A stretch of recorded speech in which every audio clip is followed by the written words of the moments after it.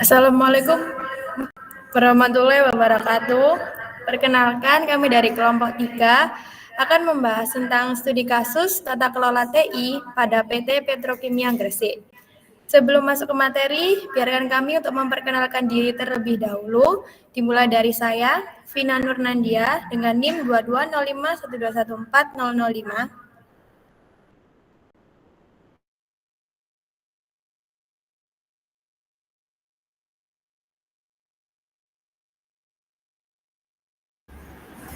Saya Aziza Bahiratun Niam dengan NIM 220512140020. Saya Rulda Devi Alfiani dengan NIM 220512140022. Saya Mariana Suhamida dengan NIM 220512140029.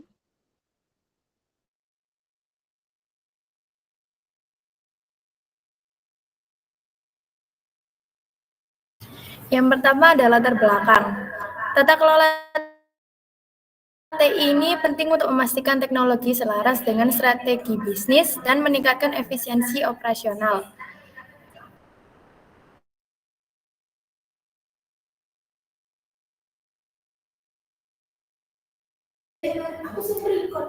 PT Petrokimia Gresik merupakan badan usaha BUMN yang berperan sebagai produsen pupuk terbesar di Indonesia.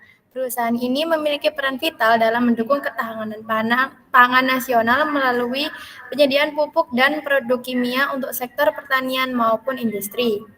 Tantangan utama yang dihadapi oleh PT ini kebutuhan integrasi proses bisnis dengan sumber daya TI agar operasional lebih efisien dan terkoordinasi.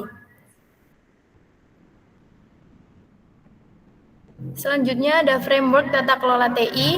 Definisi tata kelola TI adalah mekanisme untuk memastikan penggunaan TI mendukung tujuan bisnis. Lalu fokus untuk pada penciptaan nilai, pengelolaan risiko, dan juga efisiensi sumber daya TI.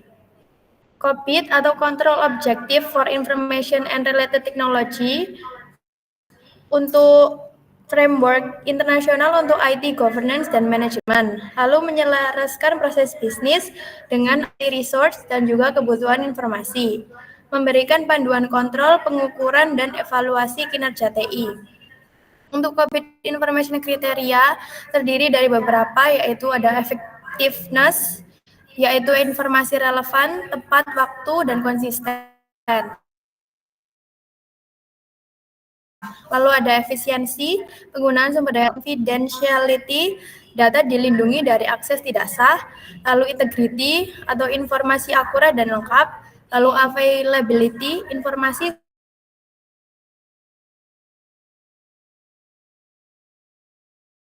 siap tersedia, kebijakan untuk pengambilan keputusan.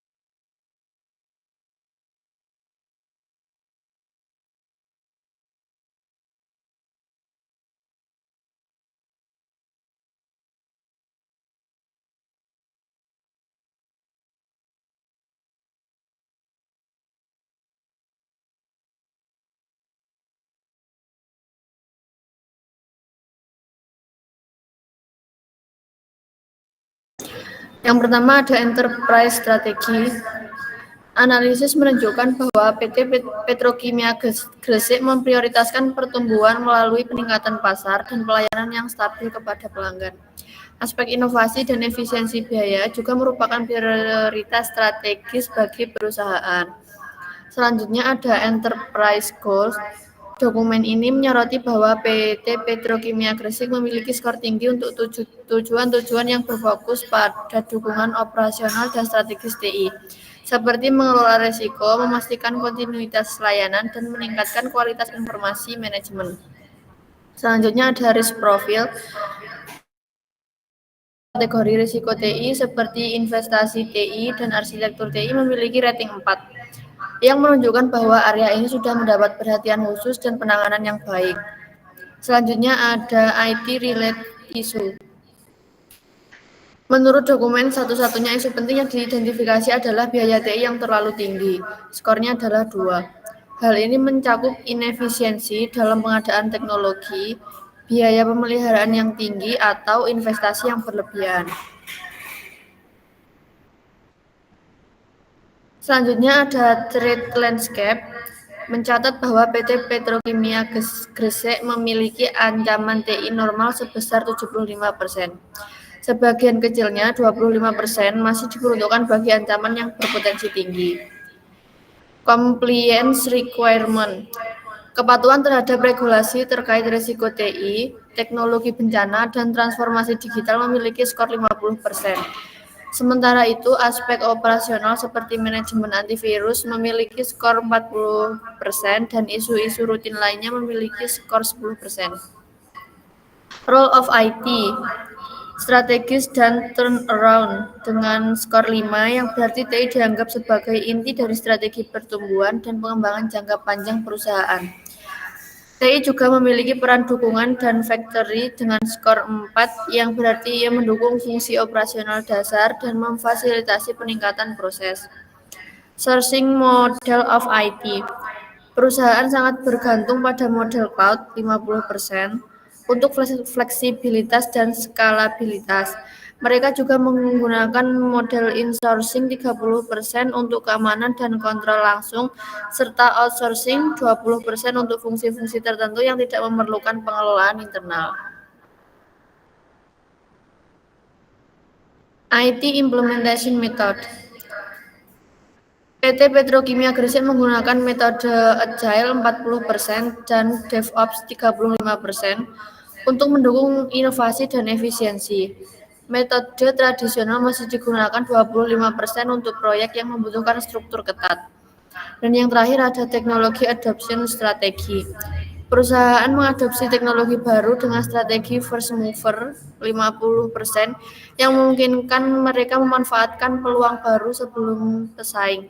Strategi follower juga digunakan 30% untuk teknologi yang sudah terbukti efektif.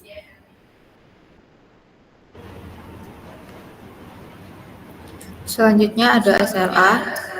SLA atau Service Level Agreement adalah kesepakatan antara divisi IT sebagai penyedia layanan dengan divisi bisnis atau pengguna layanan. Di sini mengacu pada COVID 2019, Enterprise Strategi dan Goals, layanan TI, target SLA, indikator dan relevansi COVID. Untuk layanan TI ERP atau SCM, target SLA-nya yaitu 99% uptime per bulan, indikatornya uptime server dan database,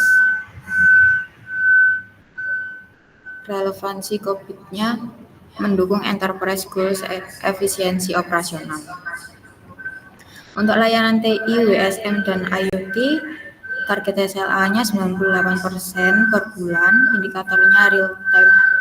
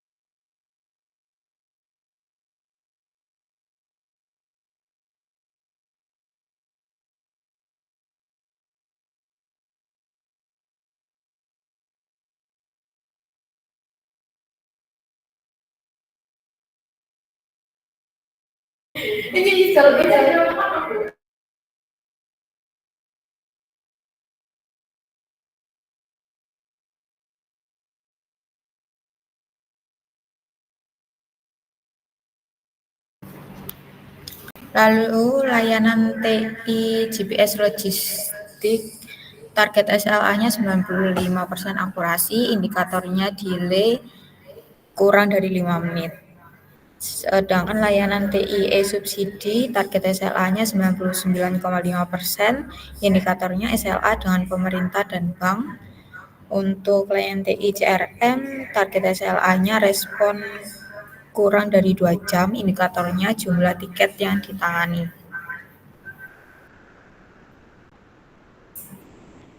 Next. Selanjutnya di sini ada OLA. OLA lebih fokus pada hubungan IT dengan pengguna, lebih ke komitmen internal antara divisi agar SLA-nya bisa tercapai. Mengacu pada COVID 2019, risk profile, role of IT, sourcing model. Di sini ada unit internal, tanggung jawab, dan indikator KPI.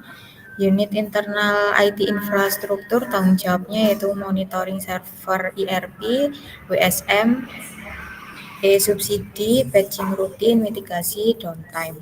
Indikatornya 99%, patch bulanan.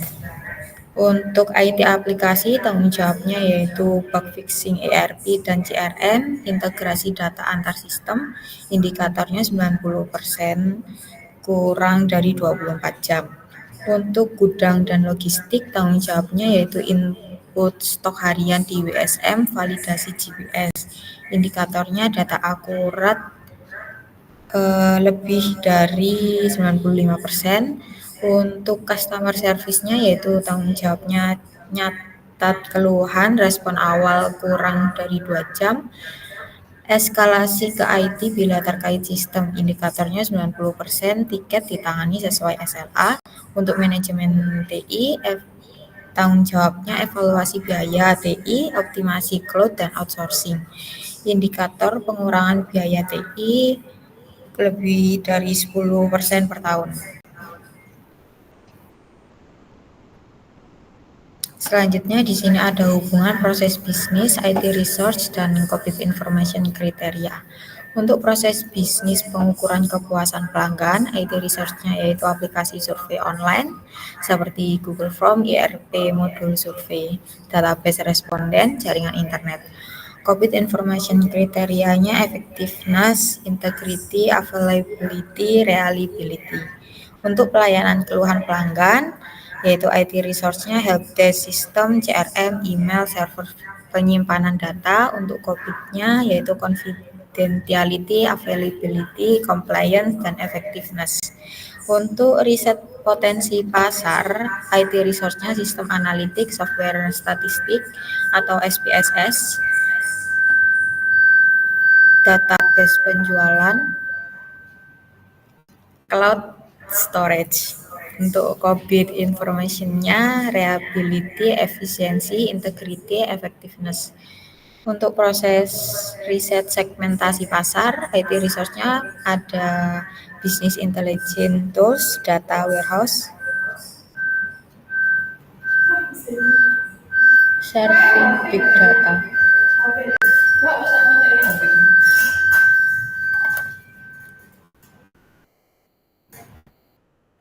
Untuk COVID-nya effectiveness, efisiensi, reliability, confidentiality. Untuk yang terakhir ada proses bisnis distribusi dan logistik. IT resource-nya yaitu ERP modul logistik, GPS tracking, warehouse management system. Untuk COVID-nya availability, integrity, efisiensi, dan reliability.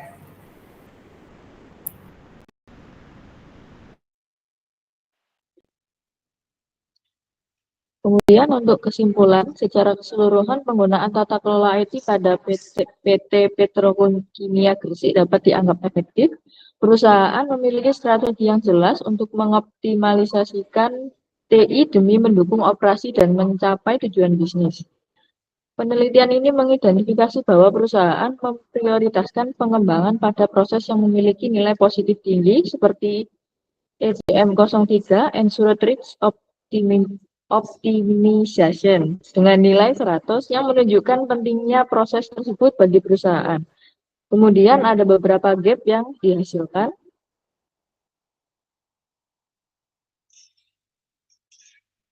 Yang pertama, kesenjangan prioritas, yaitu ada kesenjangan prioritas antara fokus pada manajemen risiko dan pengelolaan aset.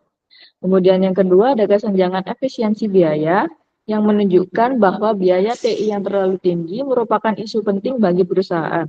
Kemudian yang ketiga, kesenjangan transformasi metode, meskipun perusahaan telah mengadaptasi metode modern seperti Agile 40% dan DevOps 35%, metode tradisional masih digunakan sebesar 25%. Ini menunjukkan bahwa transformasi penuh belum tercapai, yang dapat menghambat kecepatan dan fleksibilitas perusahaan. Kemudian ada rekomendasi perubahan. Yang pertama, peningkatan manajemen aset. Perusahaan perlu memprioritaskan proses pengelolaan aset TI yang saat ini dinilai kurang penting. Kemudian yang kedua, optimalisasi cloud dan metode modern. Perusahaan harus lebih mengoptimalkan metode cloud dan mengurangi ketergantungan pada metode tradisional. Implementasi rekomendasi ini diharapkan dapat meningkatkan efisiensi operasional dan mendukung pencapaian visi perusahaan. Kemudian yang terakhir, pengembangan SDM. Perusahaan perlu berinvestasi pada peningkatan keterampilan staf TI. Hal ini penting untuk memastikan staf memiliki kompetensi yang relevan dalam mendukung strategi perusahaan. Baik, sekian dari kelompok kami. Wassalamualaikum warahmatullahi wabarakatuh.